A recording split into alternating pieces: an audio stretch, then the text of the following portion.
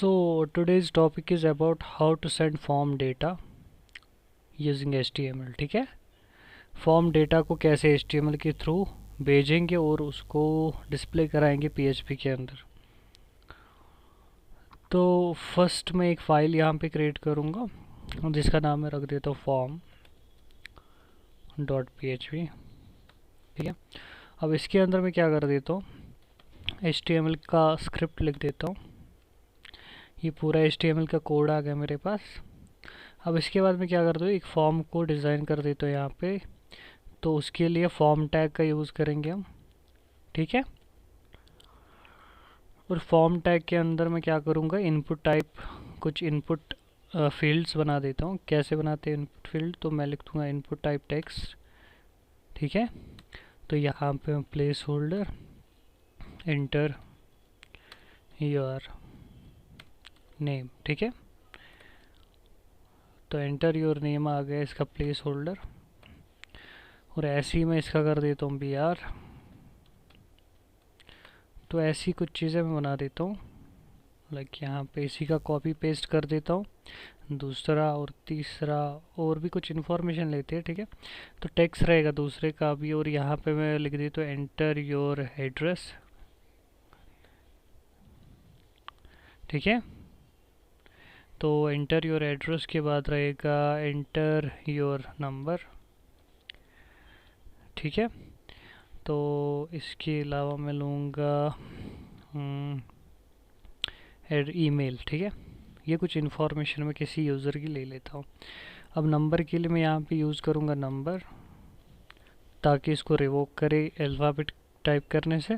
और यहाँ पे मैं इनपुट टाइप ईमेल ले लेता हूँ। ठीक है, अब इस फॉर्म को सबमिट करने के लिए एक बटन भी ले लेते हैं। तो कैसे बनाते हैं बटन, इनपुट टाइप में लिखूँगा, तो इनपुट टाइप लिखूँगा यहाँ पे सबमिट। ठीक है, और सबमिट के बाद इसकी वैल्यू जो आती है वो मैं रख दूँगा यहाँ पे सेंड। ठीक है, तो सेंड नाम से ये आएगा।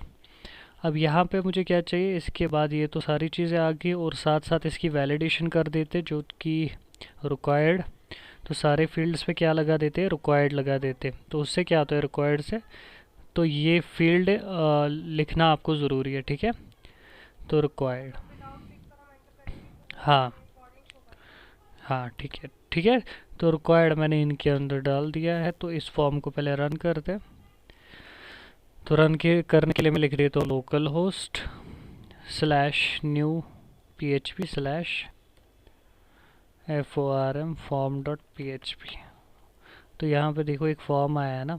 ठीक है, तो एक फॉर्म मेरे पास आ गया। अगर मैं इसको सबमिट करने की कोशिश करूँगा, ये दिखेगा please fill out this field. ठीक है, तो ये एक फॉर्म है, लेकिन मुझे क्या करना है, इस फॉर्म का डेटा मुझे लाइक कहीं पे भेजना है। इस फॉर्म का डेटा मुझे कहीं पे भेजना है, या इसी पेज में मुझे कहीं पे इसको शो करना है।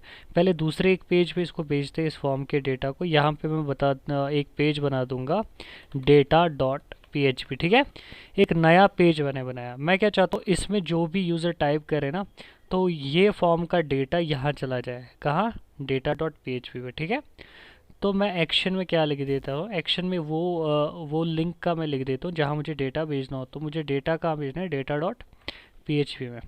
ठीक है, अब यहाँ पे मेथड्स आती है। क्या आती है, मेथड।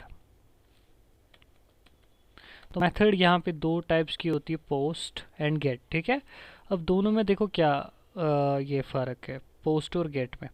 अब यहाँ पे देखो, ये यहाँ पे URL होता है ना, ये इसको URL बार बोलते हैं। तो अगर आप गेट से डेटा भेज दो, तो आपका सारा इन्फॉर्मेशन URL पे शो हो जाता है। क्या हो जाता है, URL पे शो हो जाता है। और अगर आप पोस्ट के थ्रू इसको भेजते हो, तो आपकी URL में डेटा शो नहीं रहता है। ठीक है, तो यहाँ पे मैं पहले गेट से डेटा भेज देता हूँ। किससे भेज देता हूँ, गेट से डेटा। अब देखो, डेटा भेजने के लिए आपको यहाँ पे एक और पैरामीटर ऐड करना पड़ेगा, नेम। क्या करना पड़ेगा, नेम। अब इस वाले फील्ड का कोई नाम आपको रखना पड़ेगा। तो इस फील्ड का मैं पहले नाम रख देता हूँ नेम। क्या रख देता हूँ, तो नेम। ये हो गया इसका वेरिएबल नेम। क्या हो गया, वेरिएबल नेम। यानी कि जो मैं डेटा डालूंगा वो इस वाले वेरिएबल के थ्रू चला जाएगा। और ये मैं दूसरा डाल देता हूँ एड्रेस, ऐसे ये वाला मैं फील्ड ऐड कर दूँ नेम और इसमें नंबर, और दूसरा एक यहाँ पे कर देता हूँ नेम और इसके अंदर मैं डाल देता हूँ ईमेल। ठीक है। और इसका भी कुछ नेम डाल देते हैं, इसका सबमिट। ठीक है। तो अब देखो यहाँ पे मैं क्या करूँगा, अब यहाँ पे मैं यहाँ पे कुछ डिटेल्स फिल करूँगा लाइक जुनैद, और यहाँ पे मेरा सिटी का एड्रेस आ गया, और यहाँ पे मैं कोई नंबर ऐड कर दूँगा। अब देखो जब मैं सेंड बटन पे क्लिक करूँगा ना, तो यहाँ पे देखो ये कहाँ चला गया, form.php पे, किस पे, सॉरी data.php। और आप देखो यूआरएल में शो हो रहा है ना, देखो नेम वेरिएबल के अंदर क्या है, ये आ गया। ठीक है। एड्रेस के अंदर क्या आ गया, लाल बाजार आ गया। ठीक है। ऐसे नंबर के अंदर नंबर आ गया, और ईमेल के अंदर ईमेल आ गया, और जो सबमिट वाला बटन है उसके अंदर क्या आ गया, सेंड आ गया। ठीक है, क्योंकि उसकी वैल्यू मैंने सेंड कर दी। ठीक है। ये होता है गेट के थ्रू डेटा भेजना, जो आपकी यूआरएल में दिखता है। लेकिन अगर मैं यही डेटा पोस्ट के थ्रू भेजूँ, किसके थ्रू, पोस्ट के थ्रू, ये डेटा तो यहाँ पे पहुँच जाएगा, लेकिन आपको यूआरएल में नहीं दिखेगा, यूआरएल में नहीं दिखेगा। अब अगर मैं यहाँ पे सेंड कर दूँ, एक मिनट पहले इस पेज को रिफ्रेश कर देते हैं। ठीक है। एक बार फिर से मैं इन्फॉर्मेशन डाल देता हूँ, और कुछ नंबर मैं यहाँ पे टाइप कर देता हूँ। अब देखो सेंड बटन पे मैंने क्लिक किया, यहाँ पे data.php पे आ गया, लेकिन यहाँ पे हमें दिखा नहीं, क्योंकि यूआरएल में ये नहीं है। ठीक है। अब मैं यहाँ पे क्या करूँगा, यहाँ पे मैं data.php के अंदर आ जाता हूँ, और आप देखो यहाँ पे दो टाइप्स के वेरिएबल होते हैं जिनको हम सुपर ग्लोबल एरेज बोलते हैं। ठीक है। एक तो है डॉलर पोस्ट, और दूसरा है डॉलर गेट। ठीक है। जो भी डेटा आपका आता है इसी दो फॉर्म के अंदर आता है, या तो पोस्ट के थ्रू आता है या तो गेट के थ्रू आता है। अब देखो इस बार मैंने जो सारा डेटा भेजा है किसके थ्रू भेजा है, पोस्ट के थ्रू। अब अगर ये एरे है तो एरे को प्रिंट करने के लिए किस फंक्शन का यूज़ करते हैं, प्रिंट। ठीक है। तो पूरे पोस्ट को ही मैं प्रिंट कर देता हूँ, किसको कर देता हूँ, और थोड़ा इसको एको करके प्रीव्यू फॉर्म में लाता हूँ। ठीक है, ताकि ये पूरा आपको दिखे। अब देखो, अब अगर मैं यहाँ पे इसको एक बार से रिफ़्रेश कर दूँ, जो इसका डेटा हो, देखो आ गया पूरा डेटा। देखो साथ साथ इसके वेरिएबल नेम भी आ गए, यानी कि ये वहाँ से जो एरे आई ना, एसोसिएटिव एरे आई, कौन सी एरे आई, एसोसिएटिव है। इसकी जो की होती है वो आपके वो वेरिएबल्स होते जो आपने HTML में यूज़ किए थे। ठीक है।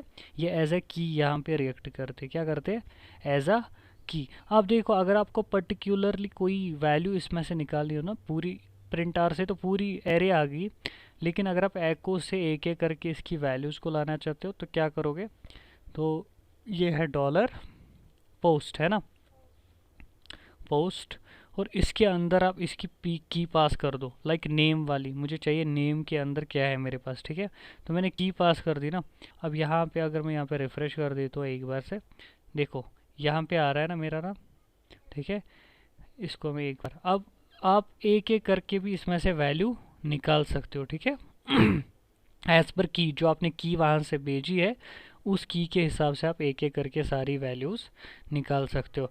अब अगर मैं ऐसे एको करके दूसरा भी कर दूँ, चार कुछ भेजा था ना वैल्यूज़ मैंने, यहाँ पे एड्रेस, एड्रेस, ईमेल और नंबर। ठीक है, नंबर, नंबर, यही कुछ वैल्यूज़ भेजे थे ना मैंने। अब यहाँ पे देखो अगर मैं इसको रिफ़्रेश कर देता हूँ एक बार, अब देखो आ गया नेम और एड्रेस। इसको बी आर भी कर देते हैं साथ में कॉन्केटिनेट करने के लिए, तो इसको कॉन्केटिनेट कर दूंगा मैं br के साथ। ठीक है।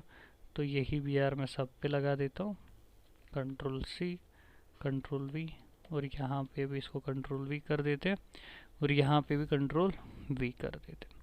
अब देखो एक बार फिर से रिफ्रेश कर देता हूँ मैं, देखो ये आपका पूरा डेटा आ गया। ठीक है, जो मैंने उस फॉर्म से यहाँ तक पहुँचाया था। अब अगर इसी को मैं गेट के थ्रू करना चाहूँ, अब मैंने फॉर एग्जांपल यहाँ पे क्या कर दिया, गेट कर दिया, क्या कर दिया, गेट कर दिया।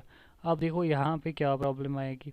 अब अगर मैं फिर से इसको भेजता हूँ यहाँ से रिफ़्रेश करते हुए भेजता हूँ, तो मैं क्या करूँगा, रिफ़्रेश किया मैंने फॉर्म को और यहाँ से कुछ नंबर, अब मैं सेंड पे क्लिक करूँगा, अब दिखाएगा एरर, क्योंकि ये जो यहाँ पे मेथड यूज़ हो रही है ना, आप फॉर्म किस से भेज रहे हो, गेट से भेज रहे हो, लेकिन यहाँ पे जो प्रिंट कर रहे हो किस से कर रहे हो, पोस्ट से। ठीक है, तो यहाँ पे आपको चेंज करना पड़ेगा। क्या चेंज करना पड़ेगा आपको, शाबाश, आपको इसको लिखना पड़ेगा गेट। ठीक है, तो यहाँ पे मैंने गेट लिख दिया। अब देखो यहाँ पे अगर मैं इस बार रिफ्रेश कर दूंगा, देखो गेट के थ्रू पूरा रिसीव हो रहा है ना। ठीक है, तो गेट के थ्रू ये पूरा रिसीव हो गया। अब मान लो अगर आपको नहीं पता यूज़र गेट भेजेगा, मान लो आपका फ्रंट एंड कोई और लिख रहा है और बैक एंड पे आप लिख रहे हो, अब आपको नहीं पता है फॉर्म का मेथड क्या होगा, गेट होगा या पोस्ट होगा, तो उस फॉर्म में आप क्या कर दो, इसको रिक्वेस्ट कर दो। क्या कर दो, रिक्वेस्ट कर दो। ठीक है, तो मैं इन वेरिएबल्स को क्या कर दूंगा, रिक्वेस्ट कर दूंगा। क्लियर है, तो यहाँ पे देखो मैं क्या कर दूंगा, एक बार इसको मैं रिक्वेस्ट कर देता हूँ। तो रिक्वेस्ट कर दिया मैंने यहाँ पे। अब देखो एक बार इस फॉर्म को मैं रिफ़्रेश कर देता हूँ, तो बिल्कुल सही चल रहा है ना। अब अगर मैं यहाँ पे इसका गेट के बजाय क्या कर दूँ, पोस्ट कर दूँ, अब देखो यहाँ से फिर से मैं डेटा वापस से भेजूँगा।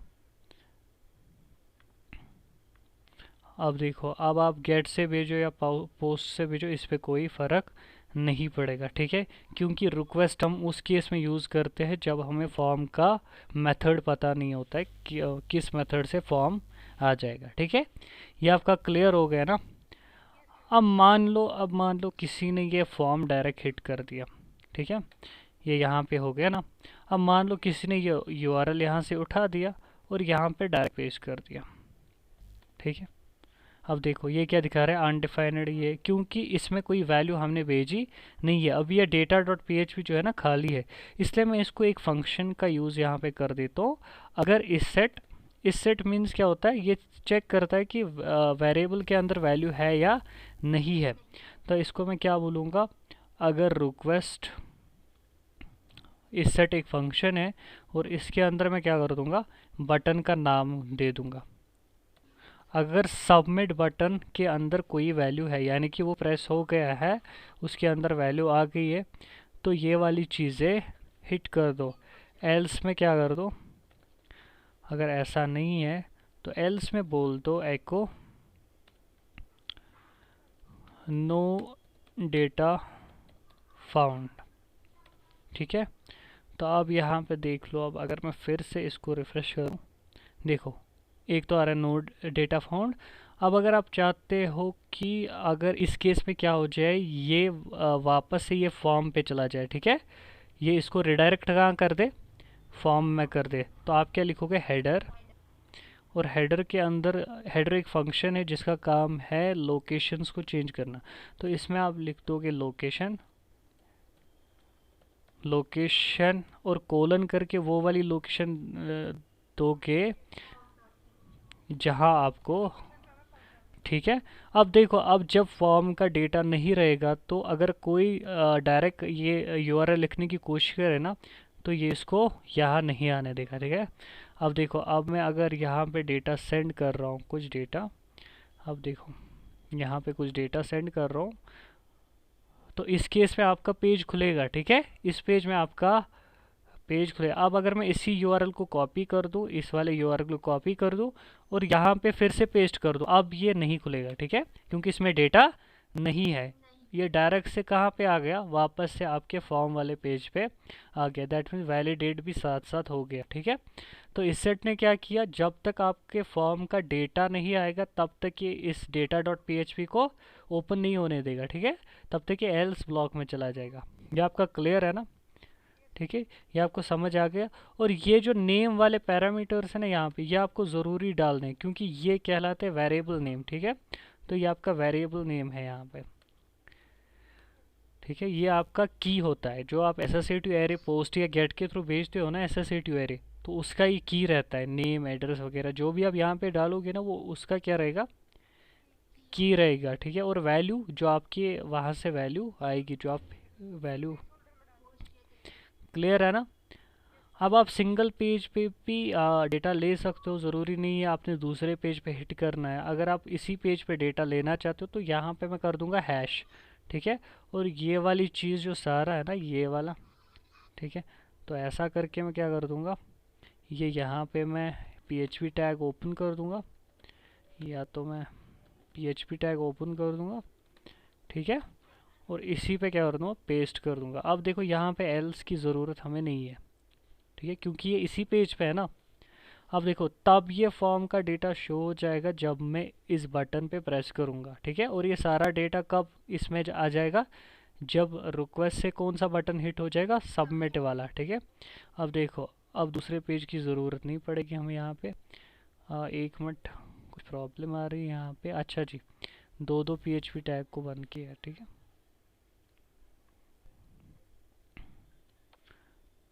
अब देखो यहाँ पे ये आ गया, लेकिन ये नीचे क्यों चला गया, एक मिनट एक मिनट, इसको हटा देते पहले, ठीक है।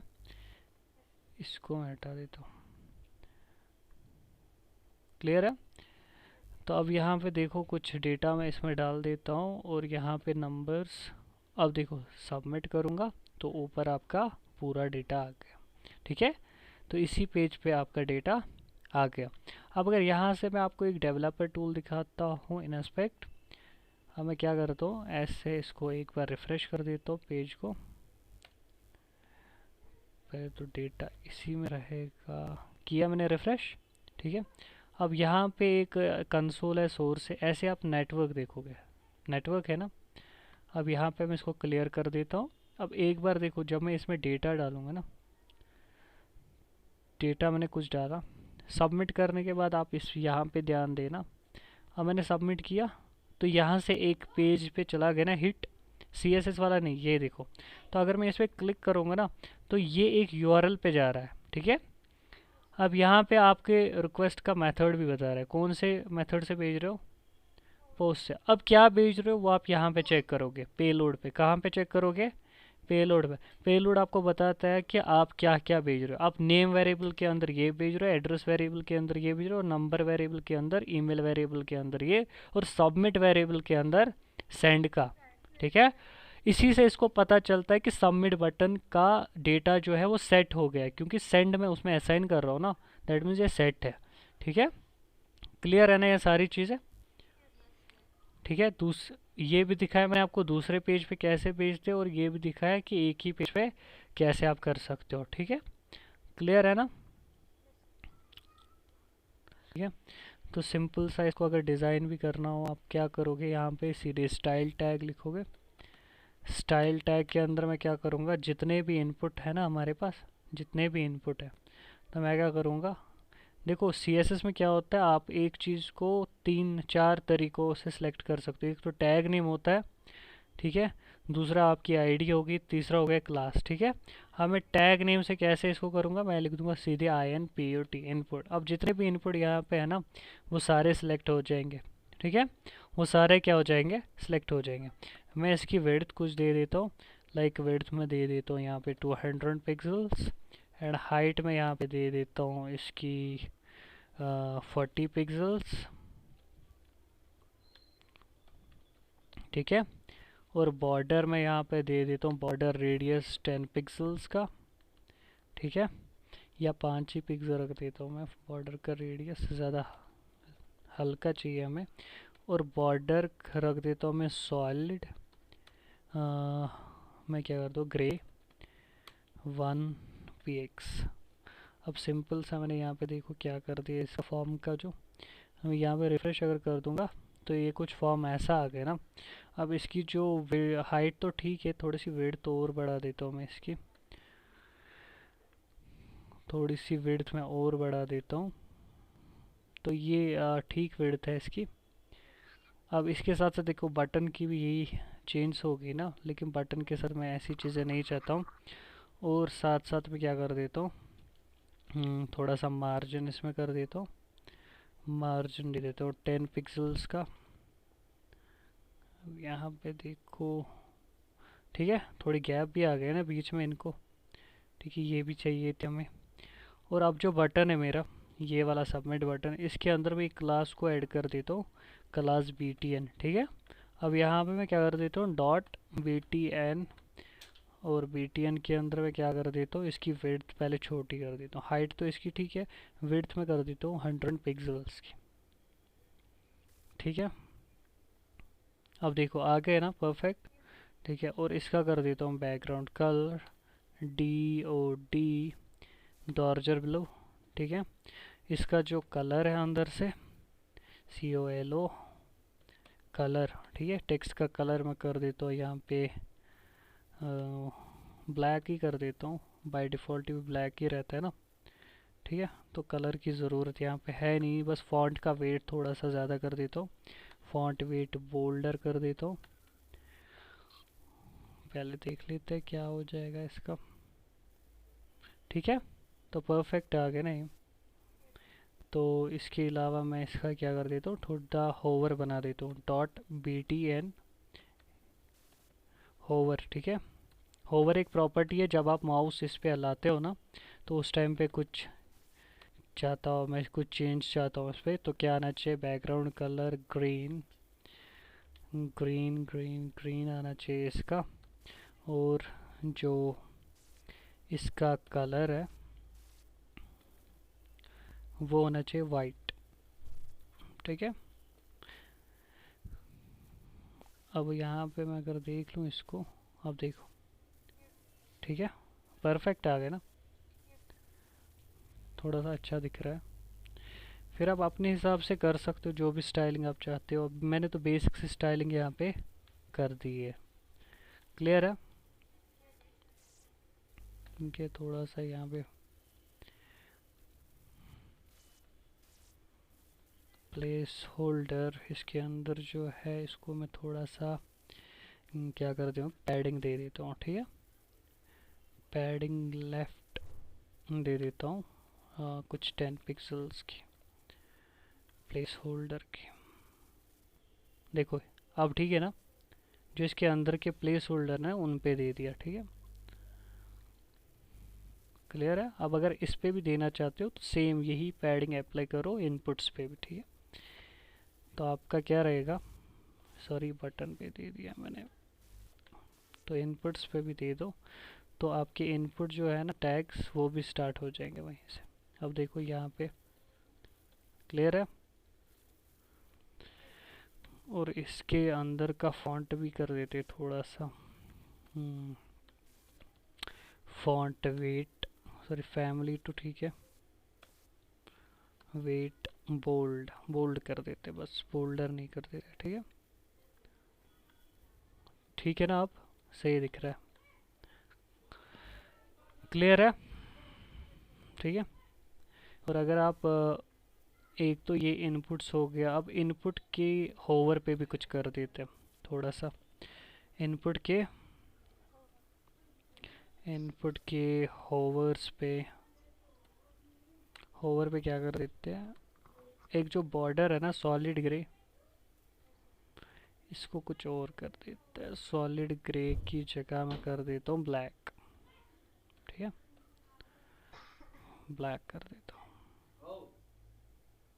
अब यहाँ पे अगर मैं इसको ऐसे कर दूँ, देखो आ रहा है, थोड़ा सा मोटा भी कर देते हैं इसको, है ना, कम लग रहा है, तो लगे ना होवर कर रहे हैं इस पे। हाँ अब देखो परफेक्ट आ रहा है, ठीक है। हाँ अब ठीक है। तो थोड़ी सी स्टाइलिंग भी सिखा दी आपको, ठीक है। वैसे आपको तो मुझसे बढ़िया आती होगी स्टाइलिंग,